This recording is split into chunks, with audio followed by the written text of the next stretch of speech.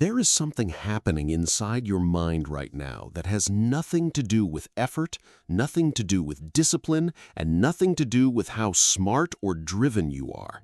It is a structural problem, and it is the reason that every time you get close to something you actually want, something in you finds a reason to stall. Not because you are broken, not because the universe is withholding, but because your brain is doing exactly what it was designed to do, and that design is working against you in a way that almost no one ever explains clearly. I spent years thinking the problem was me, that I was not consistent enough, not focused enough, not spiritual enough. I read the books, I did the visualizations, I said the affirmations, and what I kept running into, this invisible wall I could not explain, was that I would start a goal and immediately, almost involuntarily, my mind would begin mapping out the route, every step, every contingency, every possible obstacle between where I was and where I wanted to be. And I thought that was discipline. I thought that was strategic thinking. I thought that was the responsible thing to do. What I did not understand, and what I want to spend the next however many minutes breaking open for you, is that that habit, that deeply ingrained instinct to figure out the how before you allow yourself to fully commit to the what, is the most sophisticated form of self-sabotage I have ever encountered. Because it looks like preparation, it feels like intelligence, and it is quietly killing every outcome you have been trying to create. So, I want to plant something in you right now. Something that, by the time we finish here, is going to feel like a conclusion you arrived at yourself, rather than something I told you. The statement is this: I do not orchestrate the process, I command the end. Write it down. Keep it close, because by the time you understand why that sentence is true, your relationship with wanting things is going to change permanently. Let me back up. Let me tell you about something that happened in a neuroscience lab in the early 90s that I still think about regularly, because it changed the way I understand what a goal actually is, physiologically, mechanistically, inside a human nervous system. Moshe, a cognitive neuroscientist, has spent decades studying something called predictive coding. And the core of it is this: your brain does not experience reality. Your brain predicts reality. Every single moment of your waking life, your prefrontal cortex is generating a predictive model of what is about to happen next based on every prior experience you have ever had, and then comparing that prediction against incoming sensory data. You are not reacting to the world. You are confirming or disconfirming a simulation you already made a fraction of a second ago. This is not a metaphor. This is the literal computational architecture of your nervous system.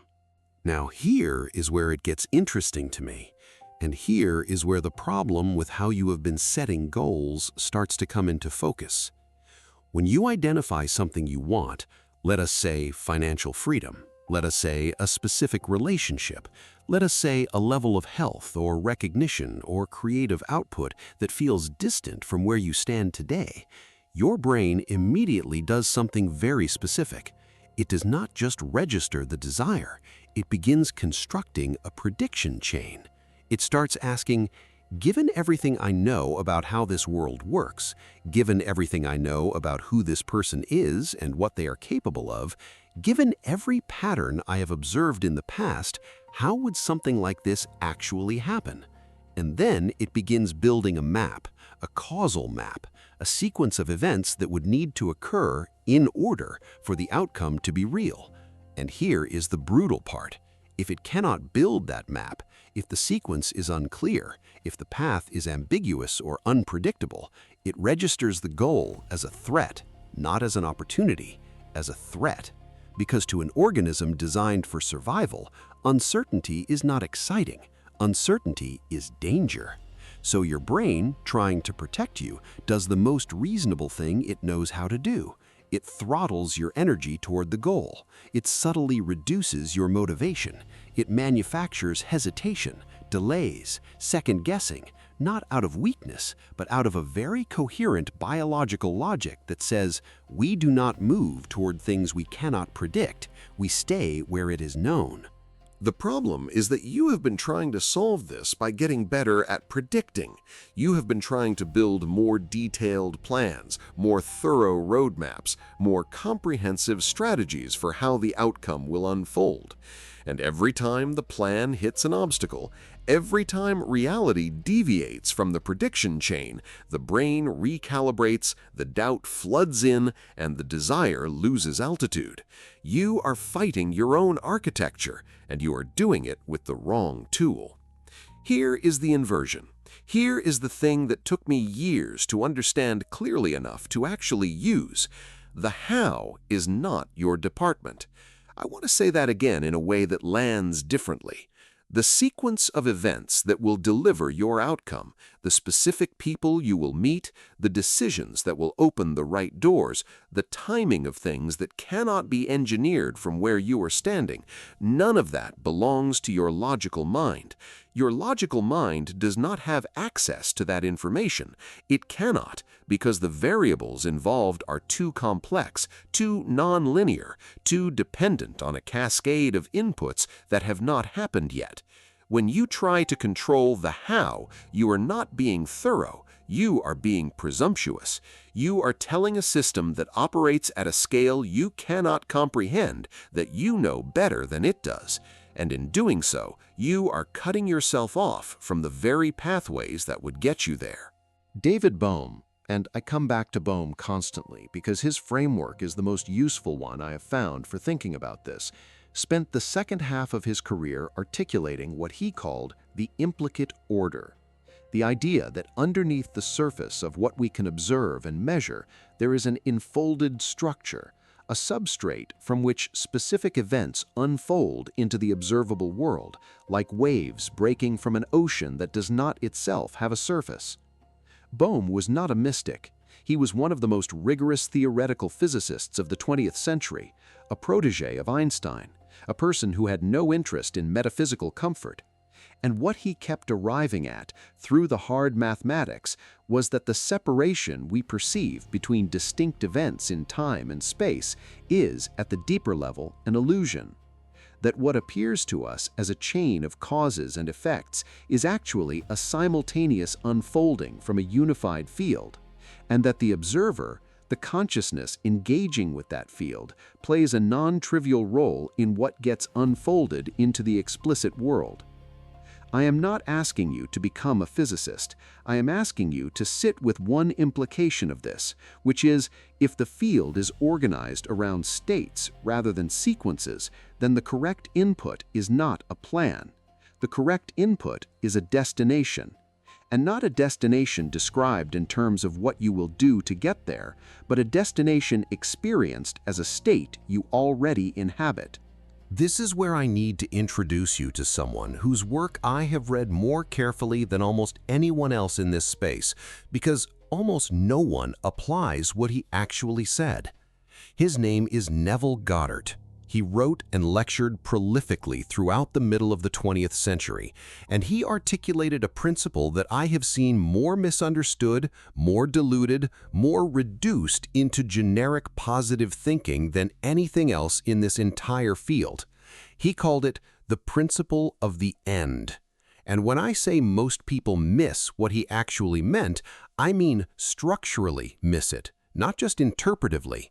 Because what he was describing is not visualization in the way most people practice it. It is something far more specific and far more demanding. Most people, when they visualize a goal, visualize the process of achieving it. They see themselves taking the steps. They imagine the phone call, the meeting, the moment of arrival, the journey that leads to the destination.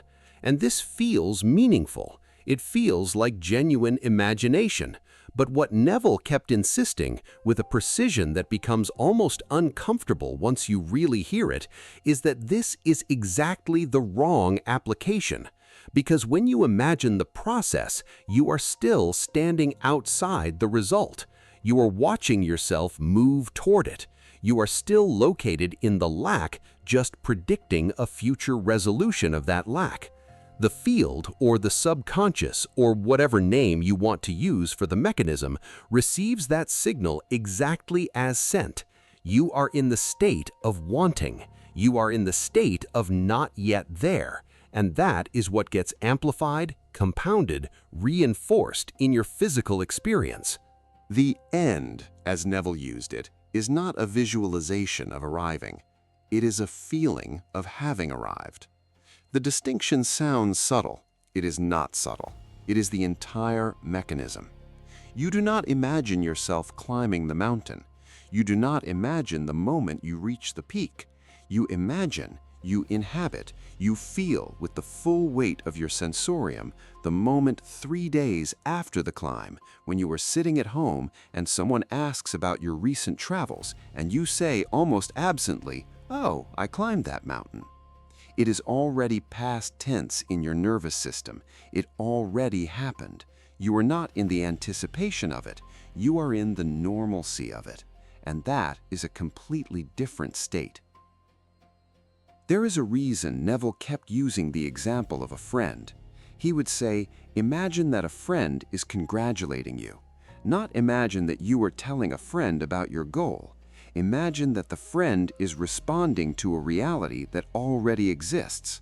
Imagine the warmth of that exchange, the ease of it, the quiet satisfaction underneath it that has nothing urgent in it, because the urgency already resolved.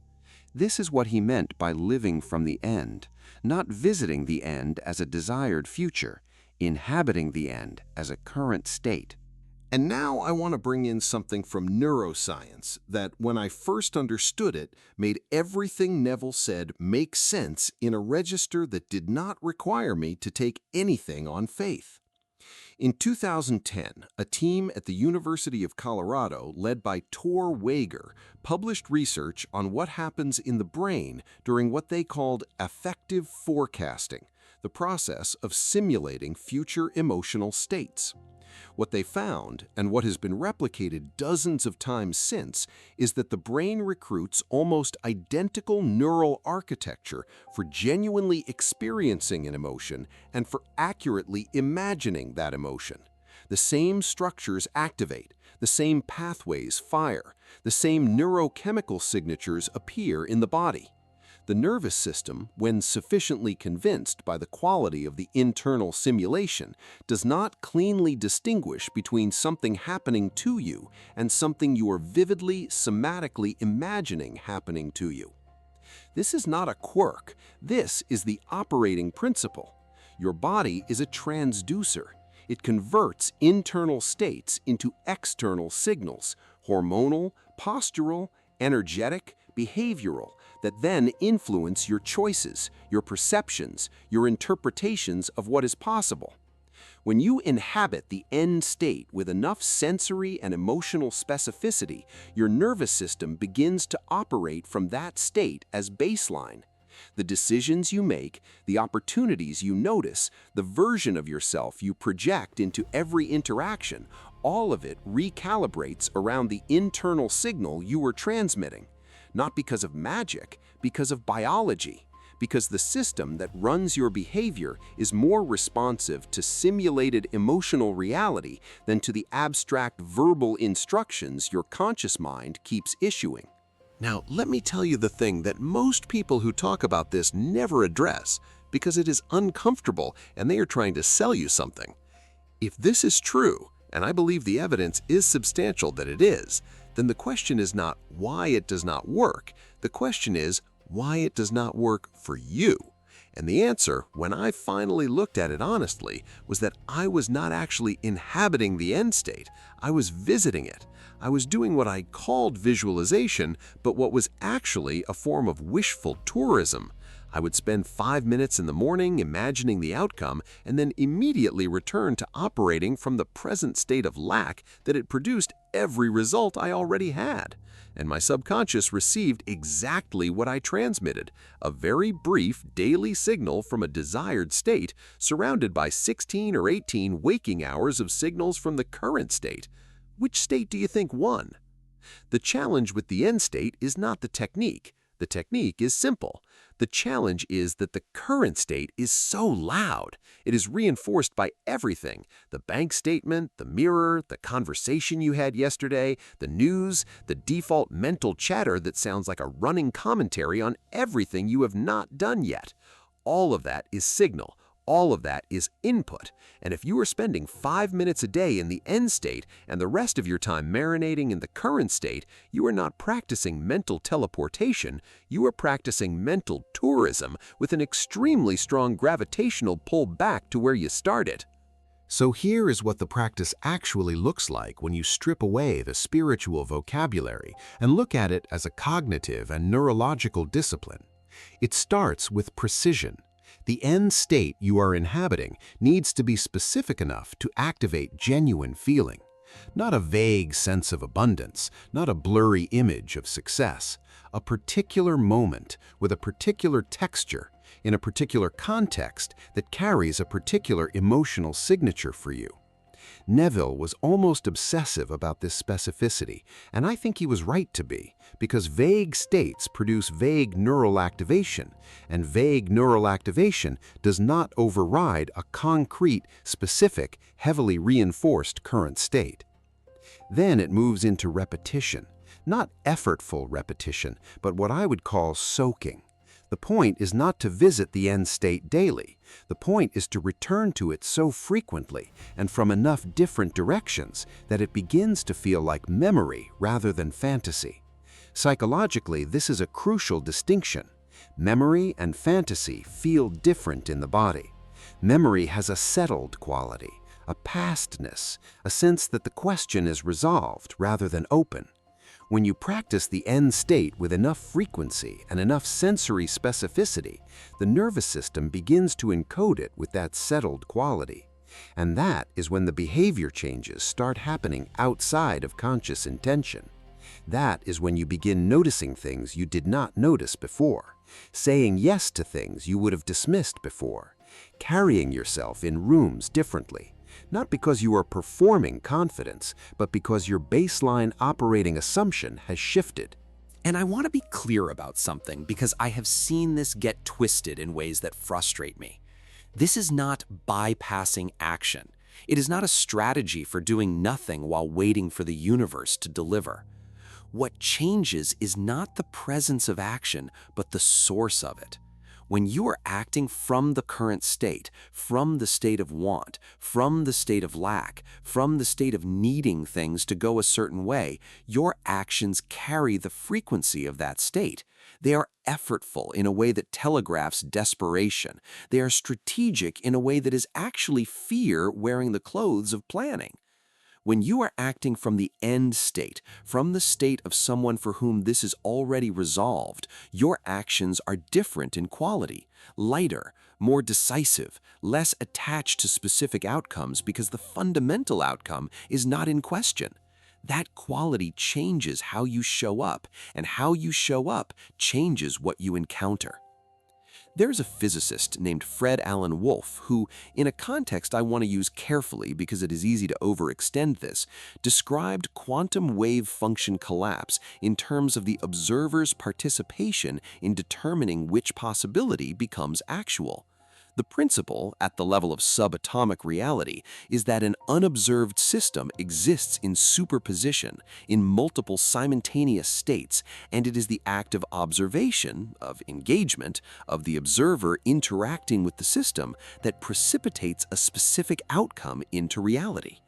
I am not going to tell you that your thoughts are literally collapsing quantum wave functions at the scale of daily life. That is a misuse of the physics. But I am going to tell you that the metaphor points at something real at the level of psychology and neuroscience, that the state you are observing from shapes what you perceive as possible, and what you perceive as possible shapes what you act toward, and what you act toward shapes what happens. The mechanism is not mysterious. The outcome is not guaranteed by cosmic law, but the relationship between your internal operating state and your external results is far more deterministic than most people allow themselves to believe. So let me bring this to something you can actually do starting today that is different from anything you have done before if you have been approaching this the way most people do. The practice begins with a question you ask yourself not once, but as a running background process. The question is, what would I be feeling right now if this were already done? Not what would I be doing, not what would my life look like, what would the quality of my internal experience be right now in this moment if the thing I want most was already resolved, already real, already past? Would there be relief? Would there be ease? Would there be a quiet pride? Would there be a kind of lightness that comes from not carrying the weight of wanting something that has not arrived yet? Find that quality. Not the story around it, not the details of how it happened, just the felt sense of having arrived. And then, and this is the part that requires something Neville called persistence and what I would call structural commitment, you stay there. Not for 5 minutes, not as a morning exercise you check off. You return to that state every time you notice you have left it. You catch yourself in the current state, the worry, the doubt, the calculation, the frustration, and you do not fight it, you do not suppress it, you do not treat it as evidence that the practice is not working. You simply redirect. You find the feeling of the end again, and you let that be the state you are operating from for the next few minutes, and then the next, and then the next. This is what Neville meant when he said assume the feeling of the wish fulfilled, not imagine, assume. The word is deliberate. To assume something is to take it as a given, to operate from it as though its truth is not in question, to treat it as the floor rather than the ceiling. It is the difference between hoping and knowing, and the nervous system reads that difference with extraordinary sensitivity. Here is the last thing I want to leave you with because I think it is the piece that makes everything else make sense. Your subconscious mind is not a passive receiver, it is an active executor. It is running complex programs every moment of your life, governing your attention, filtering what you perceive, generating your automatic emotional responses, cueing your intuitions and impulses. It is vastly more powerful and vastly more intelligent than your conscious deliberation. And it takes direction not from your intentions, but from your states. Not from what you say you want, but from what you deeply, somatically feel is true. When you give it a clear, consistent, emotionally real signal, an end state rather than a process map, it begins orienting the entire system toward that state. Not because it believes in magic, because that is how pattern completion works. Because the organism, given a vivid enough internal image of a destination, begins unconsciously making micro-adjustments toward that destination in every domain. Your perceptions shift, your decisions shift, your conversations shift. The things you notice, the connections you make, the timing of your actions, all of it begins to organize around the signal you are transmitting from the inside out. You do not need to know how. You never needed to know how. The how was never your job. The how is the emergent property of a system that is smarter than your plans, operating at a scale your plans cannot reach, and waiting, not passively, but actively, with the full computational resources of your subconscious and whatever larger field that subconscious is embedded in, for a clear instruction from you about where to go. Give it the end.